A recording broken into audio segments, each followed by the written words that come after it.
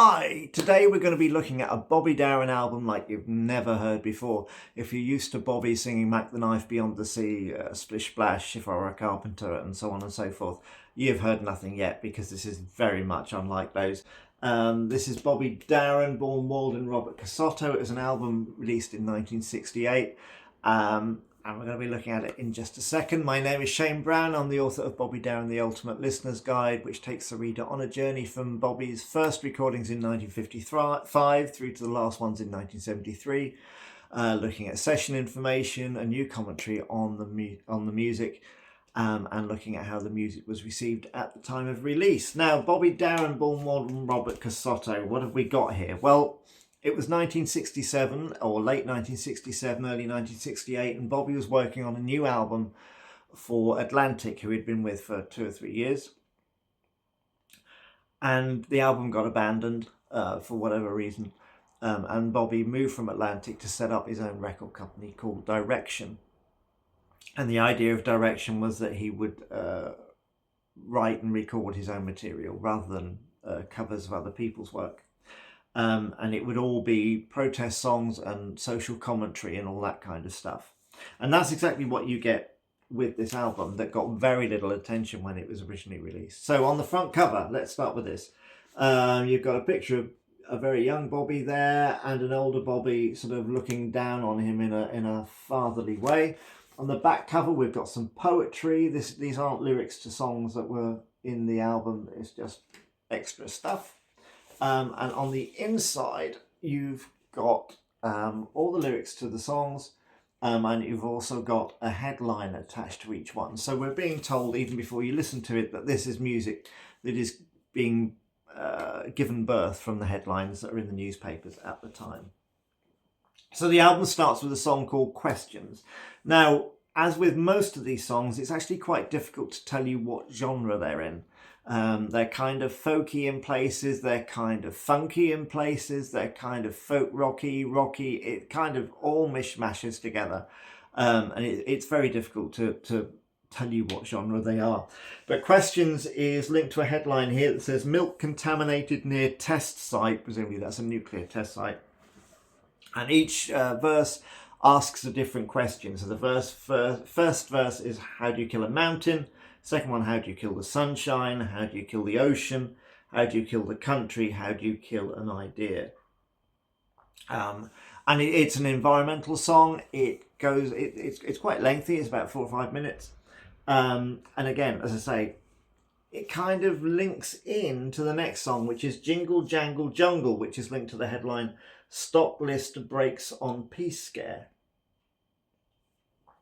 And this is a song about capitalism. It's about the economy and how it doesn't serve the people in the right way.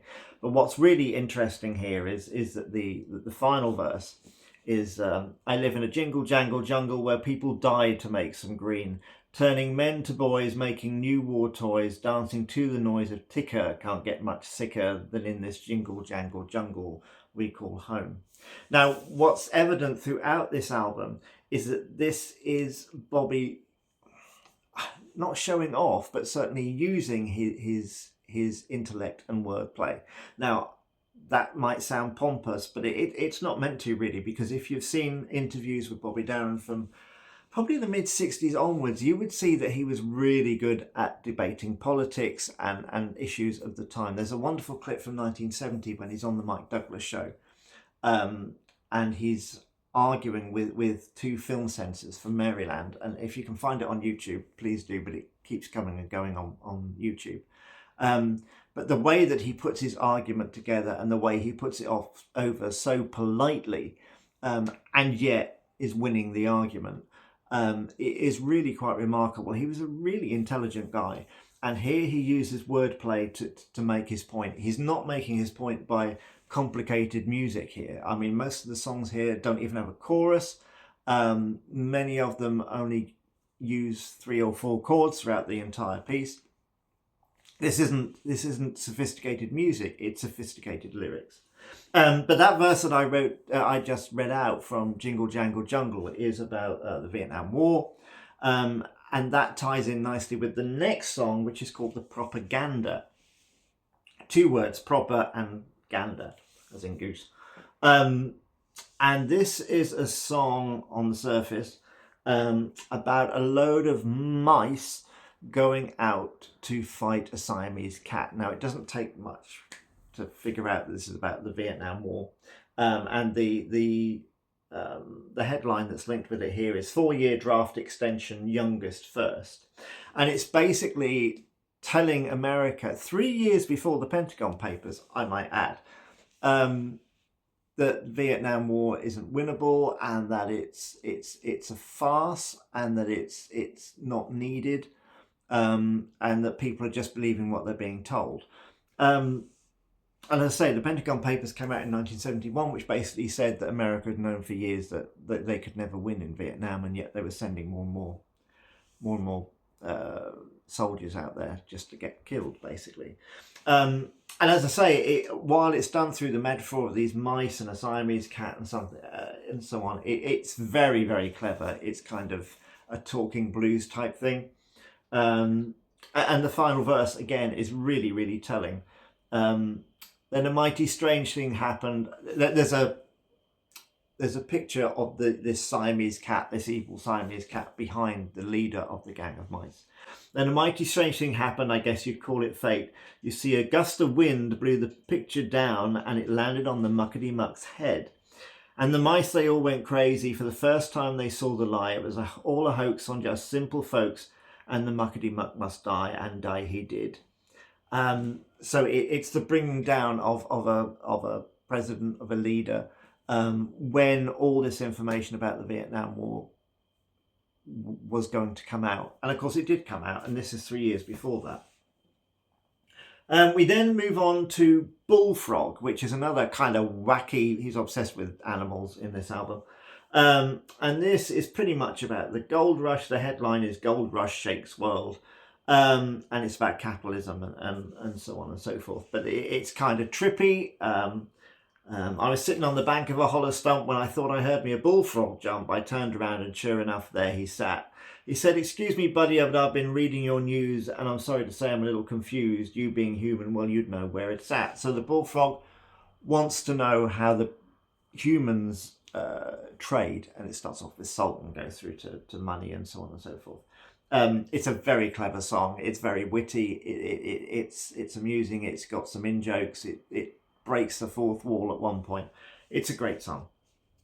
The first side ends with Long Line Rider. Now, this is about the scandal at the Arkansas prison farm that was breaking at that time, 1967-68. And it was made into a book, and then there was the film Brubaker with Robert Redford. I don't know how you pronounce it. So it's basically about these dead bodies of prisoners found in this prison farm, and that they'd all been murdered, and there was a whole huge scandal. And that's what this is about. And again, it's a song with only 2 or 3 chords. It has actually got a chorus, and it was released as a single and flopped heavily, as did the album. I might add, it didn't do very well at all at the time. But it's a song that obviously hit home because he was banned from singing it on one TV show because they didn't like the line, "This kind of thing can't happen here, especially not in an election year," and that was apparently the thing that got it banned, and Bobby refused to sing a different song instead and walked off. The second album is the second side is somewhat mellower. It opens with a song called Change. It's kind of Dylan-ish. It's kind of a bit more laid back. The headline is Parents' Knowledge Outmoded. And it's really about that. Whatever you've done, it's all over. Wherever you've been is so strange. Yesterday's long gone forever. Damned if what you're feeling isn't changed. It's very pleasant, but it hasn't got the bite of the first side. And the same is true of I Can See the Wind, which is all about LSD and what have you. It says so here. Doesn't really hit home, I would say. It's again one of the weaker songs on the album, simply because it doesn't grab you like the first side does. But then we come to Sunday. Now, Bobby's relation to religion is a bit odd.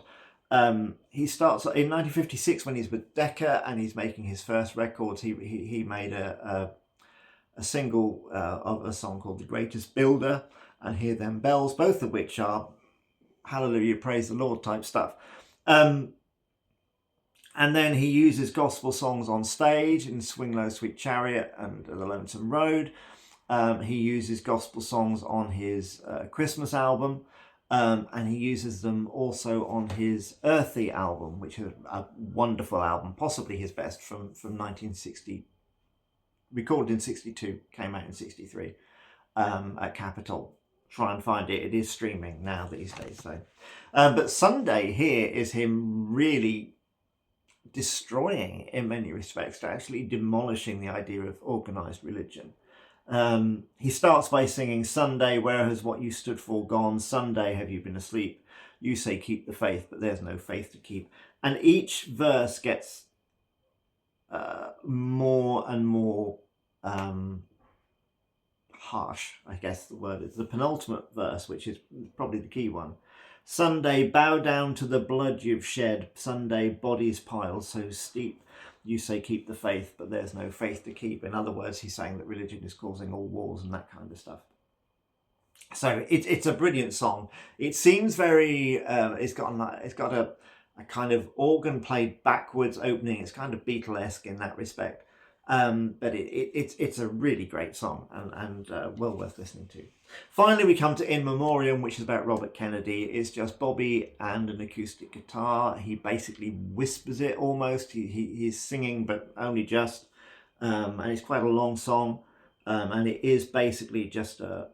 I say just, that's not fair. It is basically about the funeral. It's a description of the funeral.